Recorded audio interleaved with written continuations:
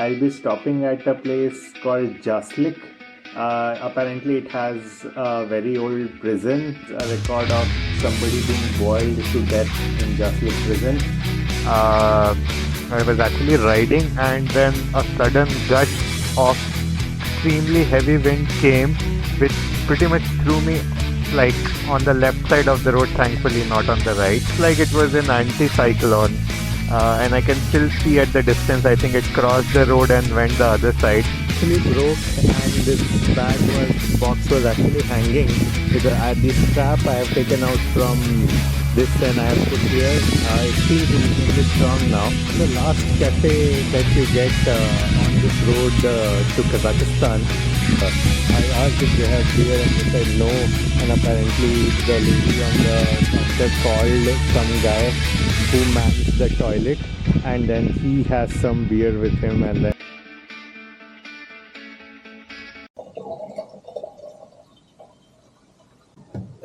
it's 12 p.m. of August 11, and I think this is probably the latest I have ever started my trip. Well, I had my reasons. Yesterday, I think I needed more rest because of my stuck motorbike in sand, and then I spraining my back. I thought I sprained my back, but apparently looks like I hurt my knee based on like the pain I experienced in the night. But all good. I can still walk all right. I think it's a muscular pain, and it should be okay tomorrow. Okay, so now I'll be heading to.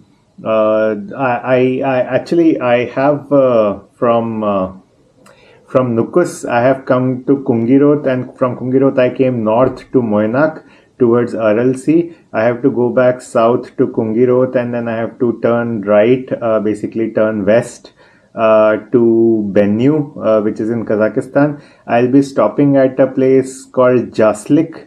Apparently, it has a very old prison, a very old and very infamous prison. Apparently, there is a record of somebody being boiled to death in Jasliq prison. They don't operate that prison anymore. I will see if I am able to reach there early enough. Maybe I'll ride to the prison and try to cover it from the outside. I don't think there's a way to go inside. I'm also a little anxious because this road apparently is going to be real desert, and after Jaslik it is going to be extremely bad road, and that's the reason I want to do that part tomorrow and not today. And yeah, this is the part of the road from Kungi Road to Jaslik and Jaslik to the border of Kazakhstan, Uzbekistan that I am fearing the most. I think that's one of the reasons I also starting pretty late, because I was procrastinating it a bit. But hopefully, let's see how this works out. Okay, today I realized that we have put these cable ties to secure my box to the bike, and one of the cable ties have actually broken today. Now I remember Bernard's word when he was putting these cable ties that let's put 4, and I said no, just 2 are okay, and then we zeroed it on 3. And now I'm actually thankful that we put 3. Actually, we should have put 4. So Bernard, yes, thanks for that advice, and I'm sorry I didn't follow it.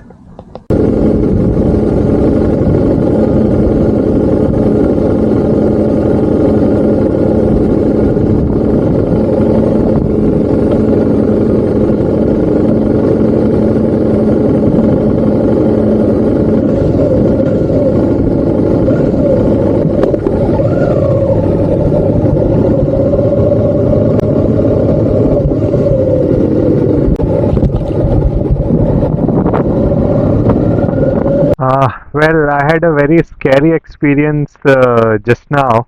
Uh, I was actually riding, and then a sudden gush of extremely heavy wind came, which pretty much threw me like on the left side of the road, thankfully not on the right.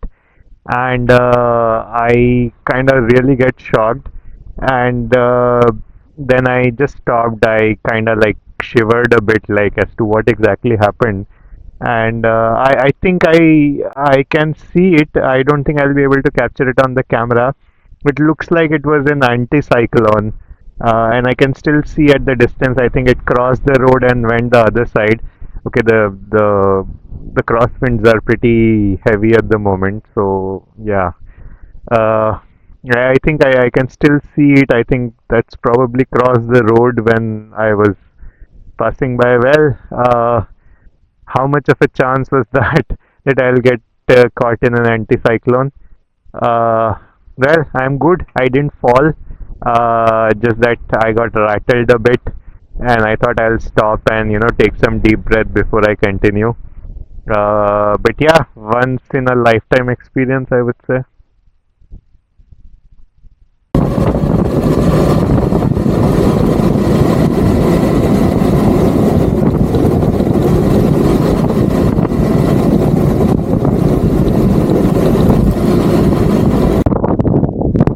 So the cable ties actually broke, and this box was actually hanging because I had put these cables on top of it, and they were not as strong. So now I have swapped at the strap I have taken out from this, and I have put here. It feels reasonably strong now, and this bungee cord I have put here. This seems also occasionally stable. I think one thing that I forgot to record is that when I was reaching Khiva, I had another strap given to me by Bernard, and I think that strap kind of got loose sometime, and then it got stuck into the tire, which I never noticed. But in Nukus actually. So in Nukus, the next day when I was starting, I had to I figured that there was the strap which is wounded up on the side of the tire, and then I had to kind of break it open. Well, kind of cut it open, not break it open. So that strap I have lost, and I think that strap used to provide good amount of support, and without that support, I think the cable ties gave in.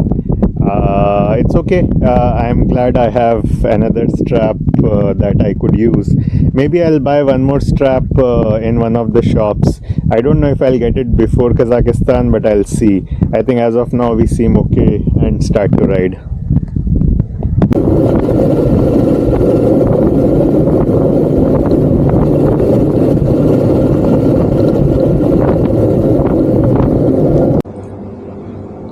It's 3 o'clock right now. I am at a store, like a supermarket next to a petrol station, and I just now got petrol filled. Hopefully this should last me the entire length of Uzbekistan till I reach Kazakhstan border. And this store is actually very nice. In Uzbekistan, it is not very common to have a good store where you can buy drinks and food with the petrol station. In other countries, I found that was usually the case, but in Uzbekistan, well, closer to Tashkent, yes, that was the case, but further away, like I am on the west coast now, the west border now, and here you have to kind of find a store which is kind of separately located. But in this petrol station, I could find the store, and I bought a small drink. This is a samsa, but it has it doesn't have meat inside it. I think he said some word, but I didn't get that. And a chocolate, Nestle chocolate. All of this for 25,000 som, which is around $2. I think 150, maybe 170 Indian rupees or so. So yeah, Uzbekistan I think is cheap in general, and now I will just eat. There is air conditioning here, so I am kind of happily sitting and eating. And once I'm done, then I would start my ride towards Jasliq.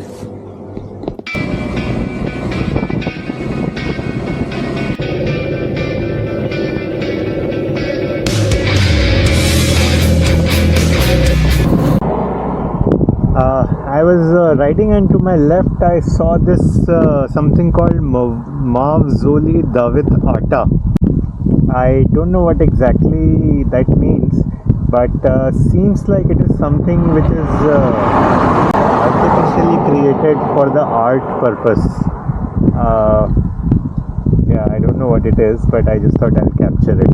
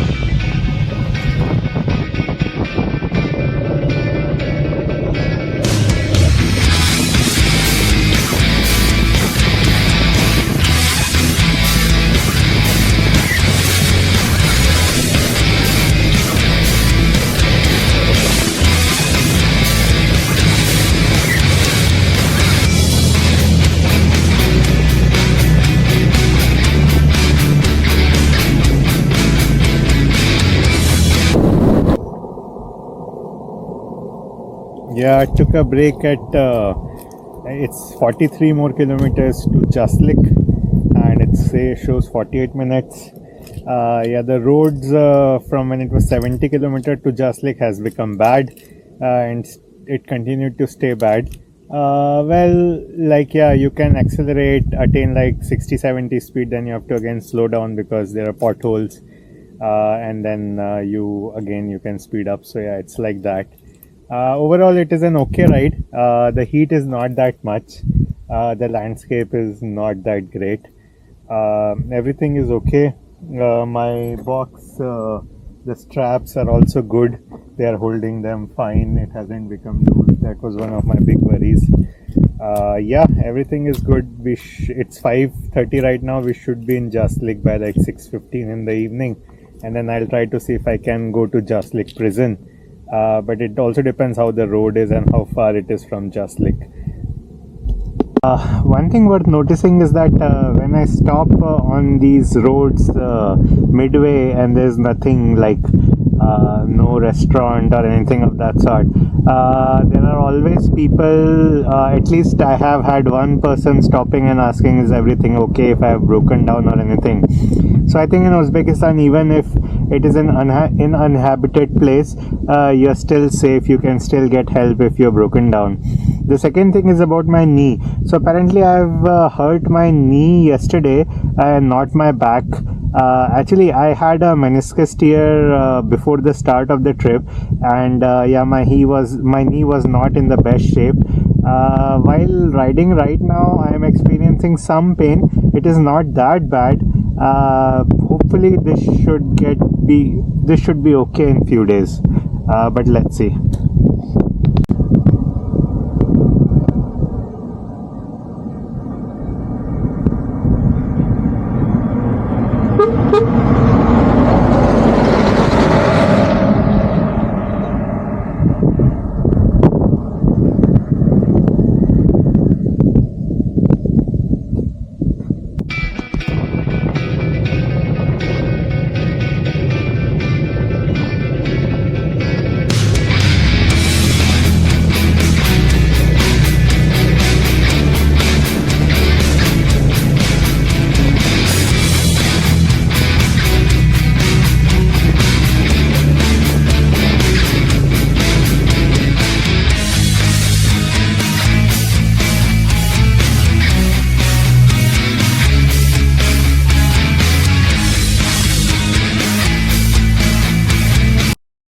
This is the last cafe that you get on this road to Kazakhstan, and they also have a stay. It was marked on iOverlander. The hostel is from that gate. Actually, there's no hostel, there are only rooms. I got one room for 100,000 som, like $8, the usual price.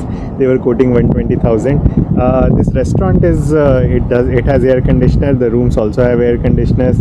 Well, one interesting thing happened was I asked if they have beer and they said no, and apparently the lady on the counter called some guy who mans the toilet, and then he has some beer with him, and then they quoted 20,000 som, which is higher price than what the price is, but well, reminded me of like how in India when you have to get liquor and it is after hours, well, you can get it. It's a similar system here. The beer was not cold, so then there is a fridge in that yurt, and the guy went with me and put the beer in the fridge and asked me to come after half an hour. So yeah, after half an hour my beer will be cold and ready. Now I think I will get to the room. I'll take all my luggage to the room and also show you the room later. This is the room that I have got. It has got 3 beds and an air conditioner. Well, nobody else is going to come in the room. They were quoting 120,000 before. After negotiation, they settled for 100,000. Yeah, it's an okay deal for an air conditioner. I think whatever money you pay in this heat is probably is justified.